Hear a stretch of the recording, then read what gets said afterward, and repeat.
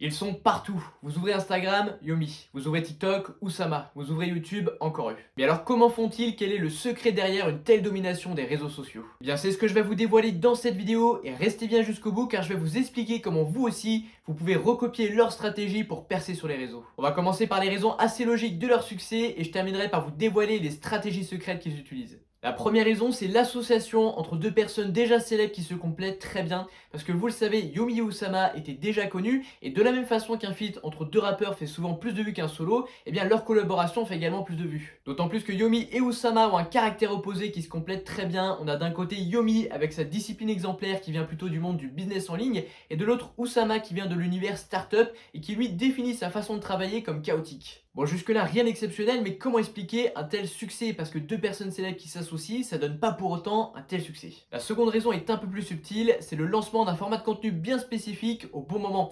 Ça fait déjà 2-3 ans que le podcast a le vent en poupe aux États-Unis, et comme toujours, les tendances s'exportent en France avec quelques années de retard. Et ça, Yomi et Oussama, ils l'ont bien compris, et donc ils ont lancé sans permission. C'est doublement efficace parce qu'avec l'explosion du format court, eh bien on assiste à une polarisation de la consommation des contenus. On a d'un côté les gens qui veulent consommer du format très très court, donc des TikTok parce qu'ils ont une durée d'attention qui est complètement limitée, et de l'autre on a ceux qui en ont marre de justement voir des contenus très très courts à faible valeur ajoutée qui font des pics de dopamine et qui du coup vont se diriger vers des contenus très longs comme le podcast, et c'est pour cette raison que le podcast a le vent en poupe. Et puis la seconde raison, c'est que le niveau de concurrence s'intensifie sur les réseaux. Chaque jour, il y a un peu plus de créateurs que la veille, d'autant plus qu'avec les outils d'IA, n'importe qui peut créer un contenu, disons, correct en quelques clics, et donc il faut être capable de se différencier. Et pour ça, le personal brand est plus que jamais important, et donc le podcast, c'est le format idéal pour cultiver son personal brand. C'est un format long, donc on passe du temps avec les gens, c'est le moment de partager nos valeurs, notre vision des choses, notre philosophie de vie, et donc d'avoir un impact beaucoup plus fort sur son audience. Quand quelqu'un accroche à votre personnalité dans un podcast, eh bien il y a de fortes chances pour qu'il devienne un vrai fan qui va vous suivre dans tous vos projets pendant des années. Il va consommer tout votre contenu sur toutes les plateformes. Et d'ailleurs, je suis convaincu que le podcast a eu un impact positif énorme sur l'image de Yomi Denzel, qui était longuement associé aux vendeurs de rêves qui faisaient des vidéos sur des yachts à côté de Lamborghini. Et aujourd'hui, on se rend quand même compte que c'est quelqu'un d'assez réfléchi, que c'est un gros bosseur et qu'il a été précurseur sur pas mal de sujets. Je sais pas vous, mais ma vision sur Yomi Denzel a complètement changé depuis que je suis son podcast, et ce de manière positive. Vous l'aurez compris, consolider leur personal brand contribue très largement à leur succès. D'ailleurs, lancer un podcast, c'est loin d'être la seule façon d'avoir un bon personal brand.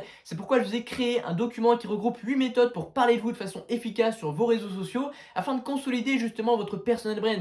Donc vous pouvez récupérer ça gratuitement sur le premier lien en description. C'est complètement gratuit, alors profitez-en et on poursuit. Et puis comment ne pas parler de ça? Le podcast est également très efficace pour une autre raison, c'est qu'en papotant pendant 2 heures, eh bien ça leur fait plein d'extraits pour faire des shorts, des TikTok qu'ils vont balancer sur toutes les plateformes. Et donc eux, ça, ils s'en occupent même pas, hein. Ce sont bien entendu leurs monteurs qui vont sélectionner des extraits qui vont ensuite distribuer sur toutes les plateformes de contenu. C'est-à-dire que un seul extrait va ensuite être posté sur Facebook en mode réel, sur Instagram en mode réel, sur TikTok, sur YouTube Short, etc., etc. Et donc par extension, à partir d'un simple contenu qu'ils ont créé à la base, en faisant de la déclinaison de contenu, eh bien ils arrivent à choper des dizaines de millions de vues sur toutes les plateformes. D'ailleurs, petite parenthèse, tout le monde pense que Facebook c'est mort parce que c'est un peu en déclin et que c'est un petit peu moins à la mode, mais sachez qu'il y a une réelle opportunité à saisir. Facebook, ça reste un mastodonte avec des millions et des millions d'utilisateurs actifs. Donc même si c'est un petit peu en déclin, eh bien il se trouve que tous les créateurs ont déserté en pensant que c'était mort. Ils sont allés sur les autres plateformes, sauf qu'au final, il reste malgré tout des tonnes et des tonnes de consommateurs, enfin de spectateurs qui attendent de voir du contenu. Et donc il y a un décalage entre l'offre, les créateurs, et les consommateurs, donc les spectateurs qui veulent voir du contenu. Donc il y a une réelle opportunité à saisir. Je peux vous assurer que moi je reposte mes réels Instagram sur ma page Facebook et j'ai gagné plus de 83 000 abonnés en moins d'un an. Donc c'est vous dire à quel point il y a une opportunité à saisir. Ensuite, il y a une autre chose qui a permis à Yomi et Oussama de faire des millions de vues, et ça c'est leur vrai secret, c'est qu'ils manient à la perfection l'art de créer la polémique. C'est simple, les monteurs de Yomi et Oussama ont pour mission de couper les extraits qui sont les plus touchy, ce sont des sujets qui font polémique, qui divisent, et ça c'est vraiment génial parce que derrière les gens ils vont se taper dessus dans les commentaires, ça crée du débat, ça crée de l'engagement, et ça les plateformes elles adorent, c'est l'une des meilleures façons pour être viral. Et donc de leur podcast, Yomi et Oussama, ils n'hésitent pas à être crus, à partager leurs convictions les plus profondes sur des sujets qui sont un peu touchy, qui sont un peu polémiques, comme ça derrière ça fait de super extraits pour les réseaux. D'ailleurs, les monteurs n'hésitent pas à couper les extraits de façon très ambiguë pour rendre les propos encore plus trash et donc augmenter la probabilité de devenir viral. D'ailleurs, Yomi Denzel le dit lui-même, parfois il n'est même pas d'accord avec ce qu'il dit dans un TikTok parce qu'il a été coupé d'une telle manière que les propos sont vraiment ambigus. Un autre point qui concerne plutôt Yomi, où il a été extrêmement intelligent, c'est qu'il ne se sert que très peu de ses réseaux pour vendre. Enfin, si, mais pas directement. Et ça fait toute la différence parce que Yomi, quand il crée du contenu, il va simplement optimiser son contenu pour le watch time, pour l'interaction, etc. pour que ce contenu performe et donc ainsi qu'il ait de la croissance. À la différence de la plupart des entrepreneurs qui vont sur beaucoup de leur contenu chercher à vendre. Et même si un entrepreneur a pour objectif de vendre et pas de gagner en visibilité, eh bien parfois il est plus judicieux de chercher de la visibilité pour vendre d'une autre façon, et je vais vous expliquer comment juste après. On peut être largement gagnant de cette façon. Parce que vous le savez, l'objectif des plateformes, c'est de maintenir les spectateurs sur la plateforme. Plus vous mettez le lien qui redirige vers vos produits, vers d'autres réseaux, etc., moins ils aiment et plus ils brident votre visibilité. Et ça, Yomi, il l'a parfaitement compris. Donc, au lieu de mettre sans arrêt des promos vers ses produits, ce qu'il fait, c'est qu'il va maximiser sa visibilité sur les réseaux. Il va engranger un maximum de personal branding. Et derrière, pour faire son business, eh bien, il va créer des conférences. Et pour remplir ces conférences, il va lancer des grosses campagnes de pub. Vous savez qu'il a beaucoup de budget parce que voilà, il a des activités qui tournent très très bien. Donc, il va pouvoir ratisser toute son audience grâce à ces campagnes de pub. Ça va donc attirer des membres vers ses webinaires et surtout il va pouvoir capturer des emails parce que quand on capture des emails en organique, bon après la stratégie mériterait d'être détaillée, hein, ça peut être aussi intéressant, moi je le fais de capturer des emails en organique, mais voilà, lui au moins avec la pub, ça lui permet en fait de ne pas plomber les performances de ses contenus, de ne pas rediriger les gens en dehors de la plateforme, puisqu'il le fait avec de la pub. Et puis en faisant de la pub, les plateformes elles n'ont aucun problème avec ça, parce que vous payez pour la pub, et qui est-ce que vous payez avec la pub? Et bien évidemment les plateformes. Du coup ça c'est très intelligent je trouve, le fait de concentrer uniquement ses contenus vers la performance,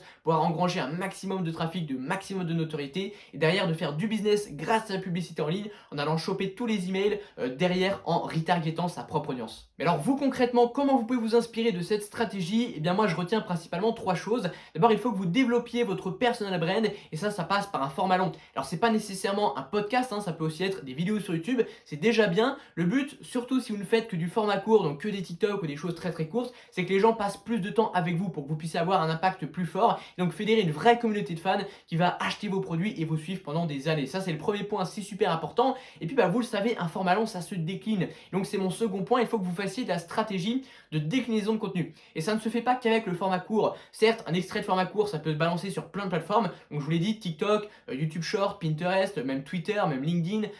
Voilà, j'oublie tout, hein, mais TikTok, Instagram, etc.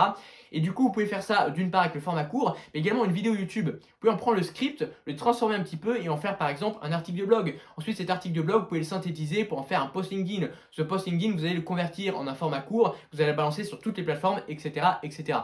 Et donc, à partir d'un simple contenu, on se rend compte qu'on peut le décliner parfois en 10, 15, 20 contenus. C'est vraiment impressionnant à quel point on peut pousser le truc. Et je voudrais vous conseiller une petite intelligence artificielle qui est vraiment pas mal du tout. Le concept est simple, vous allez mettre un copier-coller d'une de vos vidéos sur YouTube et d'elle-même, l'intelligence artificielle va couper les extraits pour vous en faire des shorts. Et ensuite, elle vous en donne 7 ou 8. Alors évidemment, la majorité des extraits qu'elle vous donne, c'est pas tip-top, c'est pas parfait. Honnêtement, vous ne pourrez pas poster la majorité. Mais sur les 8 qu'elle vous donne, bien très souvent, il y en a un ou deux qui sont plutôt corrects, qui sont plutôt bien. Vous donne même un potentiel de viralité, en fait, c'est un score sur 100 qui vous indique les chances pour votre TikTok en fait de devenir viral. Donc c'est vraiment pas mal fait, ça permet de gagner beaucoup de temps. En un copier-coller, il faut générer le TikTok qui est parfaitement prêt, sous-titres également, etc.